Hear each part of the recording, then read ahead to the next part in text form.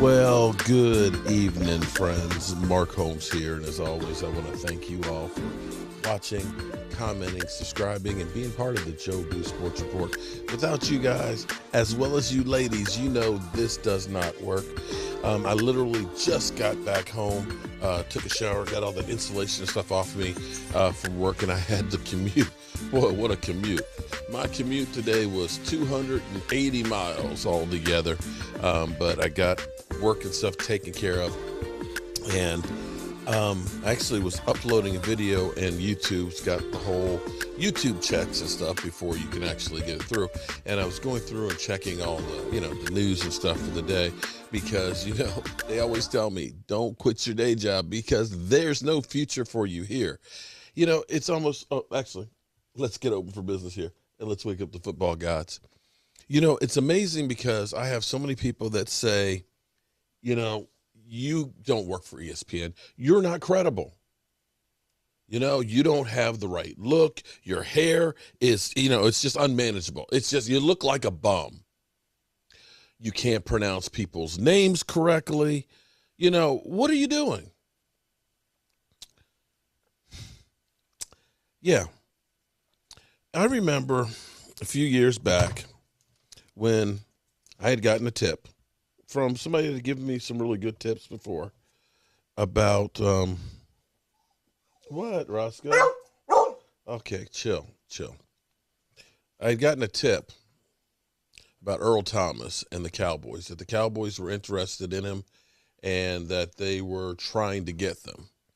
And I said, when I put the video out, that the Cowboys were trying to get Earl Thomas, and that Orlando Scandrick, they were trying to throw in to the mix as well. And that thing went viral. And it was a tip that I'd gotten. Eventually, somebody asked Mike Fisher, and Mike Fisher basically said, I don't know anything about it. It's bullshit. Well, it turned out that the Cowboys had been trying to get Earl Thomas, because, in fact, when we were down at the draft there, they tried to make a trade during the draft to get him. Just Seattle wanted too much. And we know famously Earl Thomas had come into the locker room. But be that as it may, when that happened, I got slammed. Oh, my God, you're not credible. You're a clickbaiter. You're full of shit. Fuck you, Mark Holmes. Screw you. And literally, people went off on me. And it wasn't that I was making shit up. I was putting out and doing what I always do, what I hear. And I tell you, if I'm not sure, listen, this is what I heard.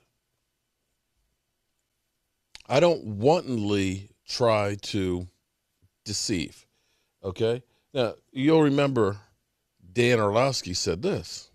Can take numbers and skew them any way we want. We often can take numbers and we'll fit them into the narrative that we want to try and paint. And I probably am guilty of this. Can take numbers and skew them any way we want. We often can take numbers and we'll fit them into the narrative that we want to try and paint. That's deception. That is flat out trying to deceive you.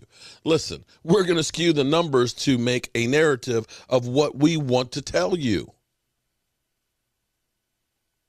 So, to my chagrin, I remember, or maybe you guys will remember, when Dez Bryant was trying to get his contract. There were so many stories about Dez Bryant, especially about a tape. Mike Farello said there might be a tape out there of Dez Bryant that's 10 times worse than Ray Rice's. And that set off a whole firestorm and stuff. And when Adam Schefter was asked about it, he said, we've been spending a lot of time on this. And, we'll have a report on it. That makes it sound like there's something there. To this day, there was never any tape. His name got sullied. They got a lot of clicks. And now we come to the Aaron Rodgers situation. Aaron Rodgers, we heard on draft day, wanted out.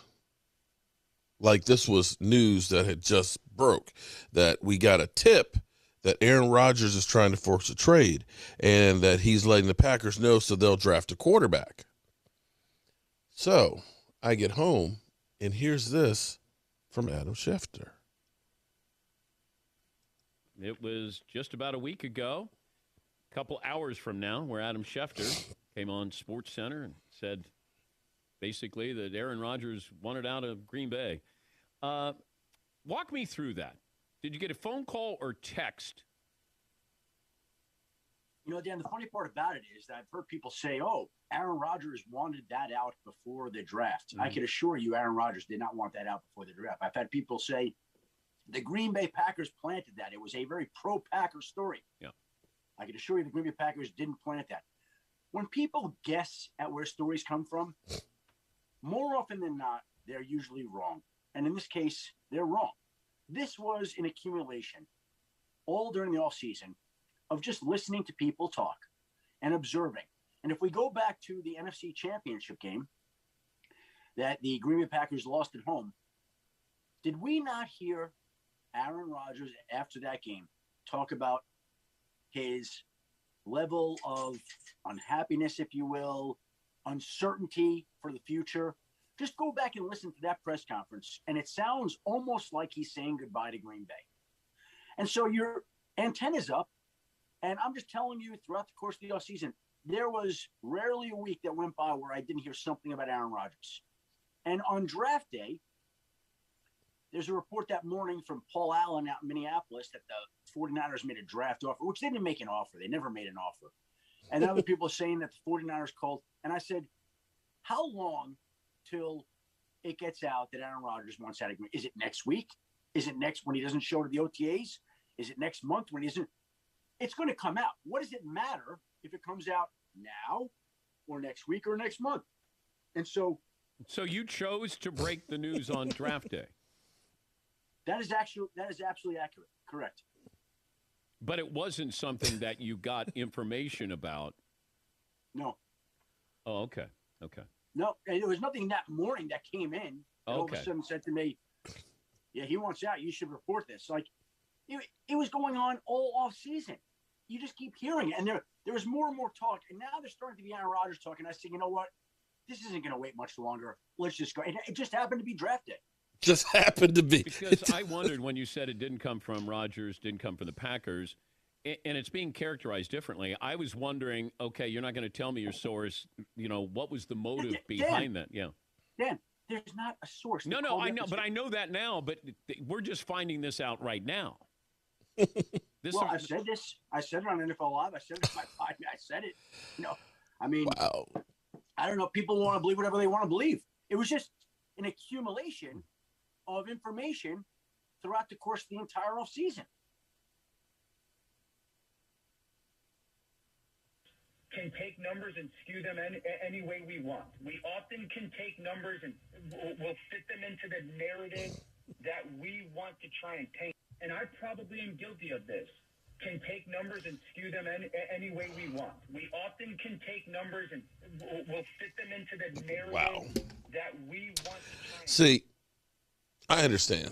I mean, it makes perfect sense that, you know, basically you're saying that Aaron Rodgers wants to go. I knew that from the time, because if you do, and he's correct, if you listen to Aaron Rodgers after the NFC Championship game, he said, I don't know if I'm going to be here.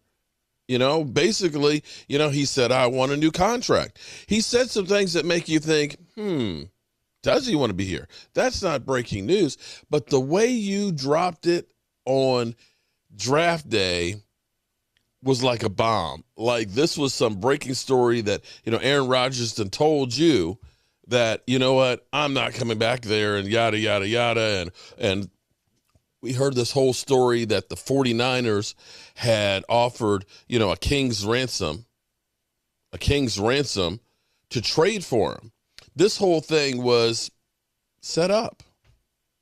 It was truly set up. Are you not entertained? Are you not entertained? Is this not why you are here?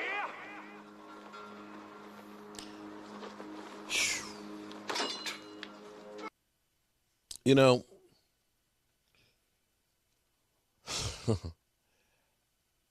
to have the jobs that they have, you know, I just drove 280 miles, been covered in insulation up on a roof, tarring things and all that, you know, busting a hump to pay my bills. And then as soon as I get back, I spend my time building, doing this thing and growing. And I appreciate the fact that little bit that I have. And if I'm never able to work for a network, that's okay, because I will never try to falsely lead or do bullshit like that. That is just straight up. You know, the way he's sipping on his coffee is kind of like hiding his face and all that. That literally, when you hear stories, now the thing with Aaron Rodgers here, we've heard Brett Favre. We've heard Terry Bradshaw. We've heard, you know, Chris Coons. We've heard people who are connected with the Green Bay. Oh, we've heard Adam Schefter. But we haven't actually heard from Aaron Rodgers. So I guess the take on this is, until you hear something from Aaron Rodgers, we really don't know what is going on with it, because we're getting all this stuff. And the sad thing is people will come to me and say, Adam Schefter said this and blah, blah, blah. And it's kind of like, yeah, it's bullshit, right? And you don't know what to believe, because if they lie to you once, they'll lie to you again. Oh, well, hopefully my other video is finished rendering and you know the deal. You know the deal too, don't you? Watching, commenting, subscribing. Oh, come on. This is our theme music. How about them Cowboys? Huh? I'll see you guys later.